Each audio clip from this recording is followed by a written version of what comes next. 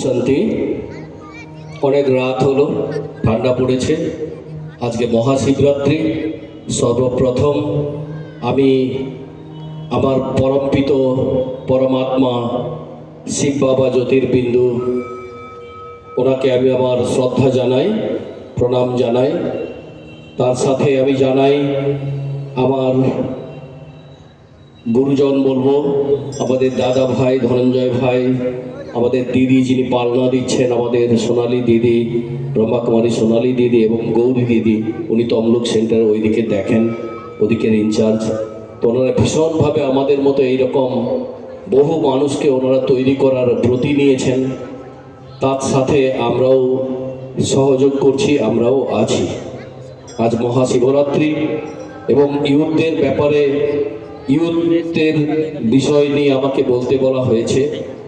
তো ইউথ মানে আমরা সবাই বুঝি একটু দৌড়ভাগ করবে, সহজেই ছোটা দৌড়া করতে পারবে, একদম ইয়াং জেনারেশন যেটা আমরা দেখি, এবং সেই শক্তিটা প্রত্যেক ইউথের মধ্যে আছে এবং যেটাকে আমরা বিভিন্নভাবে তাকে বিভিন্ন জায়গায় কনভার্ট করে ফেলি। কখনো নেগেটিভ দিকে করে ফেলি, সেটা একটা উঁচু দিকে যায়, কখনো পজিটিভ দিকে করি।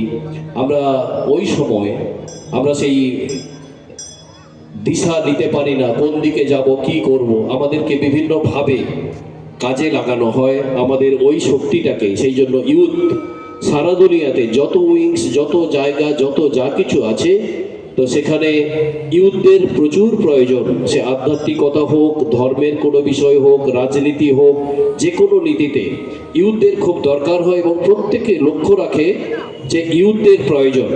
ইউথের দ্বারা অনেক কিছু কাজ হতে পারে এবং সেই ইউথের গুণ আমি এখানে এসে ব্রহ্মাকুমারী এসে দেখেছি যে সেই ইউথের গুণ যদি কোনো বৃদ্ধ মানুষের মধ্যে থাকে, তাকেও ইউথের থেকে কম বলা যাবে না।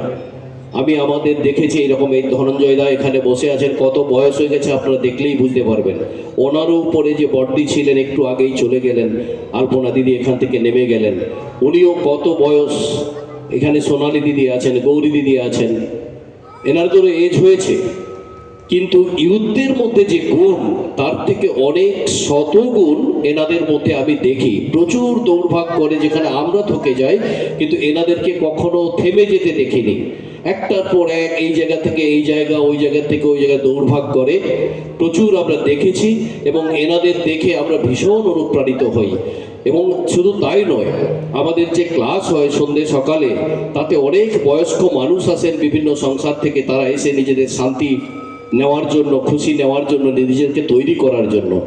তাদের মধ্যে দেখেছি, বিশ্বাস করুন, চোখের সামনে দেখা, নিজের নাম লিখতে জানেনি এরকমও উদাহরণ আছে। সেই ব্যক্তি নিজের নাম লেখা শুরু করলো, তারপর আমাদের যে মুরলি পড়া হয় হিন্দিতে, সেই হিন্দি পড়ে এবং মানে বোঝানোর ক্ষমতা রেখেছে। এরকমও এক্সাম্পল আছে। ইউথ আর কাকে বলা যাবে? সকালে 5 কিলোমিটার 3 কিলোমিটার দৌড়ে দৌড়ে সকাল সকাল এই শীতের সকালে 7টার মধ্যে সেন্টারে পৌঁছে যাওয়া, আবার দৌড়ে দৌড়ে বাড়িতে গিয়ে আবার কাজ করবা। ইউথ আর কাকে বলা যাবে? যার বয়স 70, 75, 80 এইরকমই। এরকম প্রচুর মানুষকে আমি দেখেছি, তাদের দেখে অনুপ্রাণিত হই। সেই জন্য আপনাদেরও বলি, প্লিজ আপনারা যোগাযোগ করবেন আমাদের সাথে। আর এর সাথে কিছু একটু উদাহরণ আমি দিই, ছোট্ট আকারে একটু গল্প বলি। সত্যি বলছি, যদি আমাদের প্রত্যেকের হেড অফ দ্য ডিপার্টমেন্ট কাউকে যদি আমি না মানি, তাহলে কিন্তু আমার জীবনটাকে আমি সেইভাবে পরিচালিত করতে পারবো না, এটাই শিওর। এবং সেই হেড অফ দ্য ডিপার্টমেন্ট কে হবে আপনাকে চয়েস করতে হবে। যেমন দেখবেন, আমরা দুনিয়াতে অনেক পুজো পার্বণ করি, যখনই আমরা দেখবেন সরস্বতী পুজো করি, আমরা প্রত্যেকেই জানি, বলার দরকার নেই, যে ওইখান থেকে আমরা শিক্ষা পাবো। যখন লক্ষ্মী পূজা করি, তখন আমরা মনে করি যে ওখান থেকে আমরা ধন পাবো, তার জন্য করি। এইরকম এক একটা শিবের, যখন কালীর পুজো করি, শক্তির জন্য আরাধনা করি, দুর্গার শক্তির জন্য আরাধনা করি, যে এইগুলো তাদের কাছে প্রাপ্তি।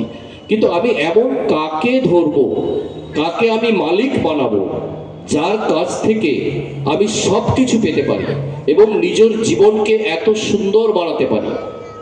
এইরকমই একটা রাজ্যে রাজা প্রচুর এইরকম বিতরণ করতেন প্রত্যেক দিন তার প্রজাদের। তো তারই মধ্যে কোনো প্রজার মনের মধ্যে হয়েছে যে রাজা এত পায় কোথা, প্রত্যেক দিন এত এত দেয়, আমাকে দেখতে হবে কোথায় পায়। তো সেই জন্য উনি অনেক সকালে ওখানে পৌঁছে গেলেন রাজার ওখানে। দারোয়ান ওনাকে ঢুকতে দিচ্ছিল, বলছে আমি দেখবো রাজামশাই কোথায়। বলে উনি পূজা করছেন মন্দিরে। বলে আমি যাব, বসে থাকবো। হ্যাঁ, দিয়ে তখন ওরা বলে কোনো ডিস্টার্ব করবেন না। বলছে ওকে। তো দিয়ে উনি বসেছিলেন, তখন দেখলেন রাজা যে আরাধনা করছেন পুজো দেবীর। তো তিনি বলছেন, হে ভগবান, তুমি আমাকে আরো দাও, আমি যাতে আরো এরকম হাজার হাজার মানুষকে আমি বিতরণ করতে পারি। তখন ওনার বুদ্ধিতে এলো যে আরে, তাহলে আমি যদি, রাজাও কারো কাছ থেকে নিয়ে আমাদের দিচ্ছে, আমি পাচ্ছি কত, এক পিস অল্প আমার জন্য। তা আমি যদি স্বয়ং এই যাকে উনি আরাধনা করছেন পরমাত্মাকে, আমি যদি তাকে আমি ডাইরেক্ট কানেকশন করি, আমিও কিন্তু রাজার মতো এত প্রচুর পেতে পারি। সেই জন্য আমাদের চয়েস করতে হবে, আমরা আমাদের হেড অফ দ্য ডিপার্টমেন্ট অর্থাৎ কার সঙ্গে আমি কানেকশন রাখবো, যার কাছ থেকে আমি প্রচুর পরিমাণে সুখ, শান্তি, আনন্দ, খুশি, ধনদৌলত, সম্পত্তি সব কিছু পেতে পারি। এটা আমাদের দেখার দরকার আছে। আবারও বলি, আরেকটা উদাহরণ দিই, ছোট্ট একটু উদাহরণ, যে একটা জঙ্গলে একটা গরু চলছিল, একটা সিংহ তাকে তাড়া করেছিল। তো সেই সিংহ দৌড়াচ্ছে, গরু দৌড়াচ্ছে। একটা ছিচা পুকুর, অর্থাৎ যেখানে পাঁক আছে, জল নেই, সেই পুকুরে গিয়ে গরুটা লাফ দিয়ে পড়ে গেল। আর সিংহ তার কিছুটা দূরে ওখানে লাফ দিয়ে পড়ে গেল। কেউ আর নিজের জায়গা থেকে সরতে পারছে না। তো সিংহ বলছে যে, হ্যাঁ, গরুকে দেখে গরু হাসছে। বলছে, তুমি হাসছো কেন? তোমাকে তো আমি একটু পরে খাবো। বলে, অসম্ভব, তুমি ওইখান থেকে এখানে আসতেই পারবে না, তুমি দলদলে ফেঁসে গেছো। আমিও দলদলে ফেঁসে গেছি, কিন্তু আমি জানি, আমার কনফিডেন্ট আছে, আমার মালিক আমাকে খুঁজতে খুঁজতে এক সময় এখানে আসবে, আমাকে উদ্ধার করে নিয়ে যাবে। এই মালিকের আমাদের দরকার আছে। সেই মালিককে আমরা পেয়েছি, আপনারাও মালিককে পান। সেই মালিক এলো, এসে তার গরুকে উদ্ধার করলো এবং সিংহকে ওরা মেরে ফেললো। সেই রকম আপনাদের বলি, একজন মালিক, সবার পিতা, সর্ব আত্মা, তাকে আপনি নেন, নিয়ে নিজেকে সেইভাবে নিজের জীবনটাকে তৈরি করুন। তার জন্য প্রজাপিতা ব্রহ্মকুমারী ঈশ্বরীয় বিশ্ববিদ্যালয়ের বিভিন্ন শাখা আছে, সেই শাখাতে আপনারা অবশ্যই যোগাযোগ করুন। এবং আমরা এই জীবনে চলতে চলতে আমাদের ইউথদেরকে যে বিপথে চালানো হয়, বা আমরা দেখেছি অনেক সময় আমার কেউ উল্টো কিছু বললো আমাকে, তখন আমি মুসড়ে পড়লাম, আমি থেমে গেলাম, আমি এগোলাম না। কখনো করবেন না।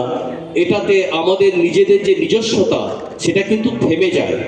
এটা আপনারা কখনো ওইটা দেখবেন না। এরও যদি আমি ছোট্ট একটা উদাহরণ দিয়ে আপনারা বুঝতে পারবেন। আমরা বাজ পাখির কথা শুনেছি, দেখেছি কম, শুনেছি অনেক। এই বাজ পাখির ভীষণ শক্তি। এই বাজ পাখি অনেক এইরকম কাহিনী আছে, যে কাক বাজ পাখির পিঠে বসে তো ঠকরাচ্ছে, তখন বাজ পাখি ওকে কিন্তু কিছু বলছে না। বাজ পাখি সে ধীরে ধীরে এসে অনেক উঁচুতে উঠতে পারে, সে তার মতো করে উড়েই চলেছে। যখন উঁচুর দিকে উঠতে থাকে, তখন আর কাকের সে সাধ্য থাকে না যে উঁচুতে কাকের থাকা সম্ভব, তখন অটোমেটিক্যালি কাক ওখান থেকে নেমে চলে আসে। সেই রকমই আপনি এগিয়ে যান আপনার লক্ষ্যে, পেছনে অনেকে অনেক কিছু বলবে। আপনি যখন আপনার লক্ষ্যে এগিয়ে যাবেন, উঁচুতে পৌঁছে যাবেন, তখন দেখবেন এই কাকের মতো বাকিজন তারা নিজেই থেকে যাবে, আর আপনাকে ছুঁতেও পারবে না। আপনার শক্তি, আপনার ক্যাপাসিটি আপনাকে তৈরি করতে হবে। আরও একটা এর সঙ্গে আমি উদাহরণ দিয়ে বলি, বিশেষ আর কিছু বলবো না। এই বাজ পাখির কথাই বলি, এটাই সত্য বাজ পাখির কাহিনী। বাজ পাখি 40 বছর পর্যন্ত নিশ্চিন্তে বাঁচতে পারে। তারপরে একটা সময়, এই 40 বছর পর, তো ওদের কি হয়, তখন নখগুলো বেঁকে যায়, যে শিকার আর করতে পারে না। ঠোঁটগুলো বেঁকে যায়, শিকার করতে পারে না। ডানার সেই শক্তি আর থাকে না অনেক দূরে উড়বে বলে। তখন এই বাজ পাখি দুটো ডিসিশন নেয়। এক হচ্ছে, নিজেকে যদি আরো 30 বছর বাঁচতে হয়, তখন বাজ পাখি সে নিজে জানে যে আমাকে নতুন করে আবার তৈরি করতে হবে। আর যদি তা না হয়, যদি ওই কষ্ট, তার জন্য অনেক কষ্ট স্বীকার করতে হয়, কি করে না, ও একটা পাহাড়ের, উঁচু পাহাড় বেছে নেয়, গুহা, সেখানে ওরা চলে যায়। গিয়ে ওখানে থেকে প্রথমে কি করে, ওই ঠোঁট দিয়ে তার পালকগুলো টেনে টেনে তুলে, প্রচুর বেদনা যন্ত্রণা হয়। ওই নখগুলো ঘষে ঘষে পাথরে নখগুলোকে খোয়ান, এই করে করে একদম ভীষণ পেইনফুল নিজেদেরকে তৈরি করে 6 মাস এইভাবে ওইখানে থাকার পর আবার ধীরে ধীরে ওই নূতন নখ, নূতন ঠোঁট, নূতন পালক গজায়, আবার ওরা সেই নূতন যে শক্তি, সেই শক্তি ওরা ফিরে পায়, আবার নূতন করে 30 বছর আবার সেই নূতন করে ওরা বাঁচতে পারে, সেইভাবে শিকার করে, সেইভাবে ওড়ে। তো সেই আমাদেরও এইরকমই, আমাদের জীবনটাকে যদি আমরা এইভাবে ধরে নিই যে আমাকে এগোতে হবে, আমাকে চলতে হবে, যতদিন আমি বাঁচবো ততদিন যেন কারো সাহারা না নিই। সেই জন্য ব্রহ্মা কুমার কুমারী তার দৃষ্টান্ত আজকের দিনে সবাই আপনারা দেখছেন, বহু জায়গায় আরো অনেক বেড়ে গেছে, আমরা দেখছি প্রত্যেকের জীবনকে প্রত্যেকে এই বাজ পাখির মতো তৈরি করছে। কতই পরিস্থিতি আসছে কিন্তু নিজেকে আবার নিজেকে এরকম ভাবে তৈরি করছে। আপনাদেরও অনুরোধ, আপনারা যারা আজও এখনো ব্রহ্মা কুমারী যে আসেননি, আপনারা আসুন। কিভাবে তৈরি করতে হয় নিজেকে, কিভাবে নিজেকে, আপনি বিজনেসম্যান হোক, আপনি ডক্টর হন, আপনি কোনো সার্ভিসম্যান হন, আপনি কোনো সংসারী হন, যেই হন, আপনাদের মেডিটেশন দরকার, যোগ দরকার এবং এই শক্তি এনার্জি দরকার। আপনি যদি একবার পরমাত্মার সঙ্গে যোগাযোগ করতে পারেন, সেই প্রসেস এখানে দেখিয়ে দেওয়া হবে। আপনারা আসুন, এসে নিজেকে তৈরি করুন। ওই বাজ পাখির মতো, যে বাজ পাখি এই পেনটা সহ্য করবে না, ও বুঝে নিল যে না আমি এত পেন সহ্য করতে পারবো না, তখন ওরা কি করে জানেন? ওই পাহাড় থেকে ওরা সুইসাইড করে, অর্থাৎ নিজেকে ফেলে নিজেকে মৃত্যুর মুখে পাঠিয়ে দেয়। সেই জন্য আজকে আমি বলি, যে কোনো বয়সের, যে কোনো শিক্ষাগত যোগ্যতা, 0 থেকে নেই পর্যন্ত, আপনারা প্রত্যেকে ব্রহ্মা কুমারীদের সঙ্গে আবারও বলছি যোগাযোগ করুন, করে নিজেদেরকে এইভাবে তৈরি করুন।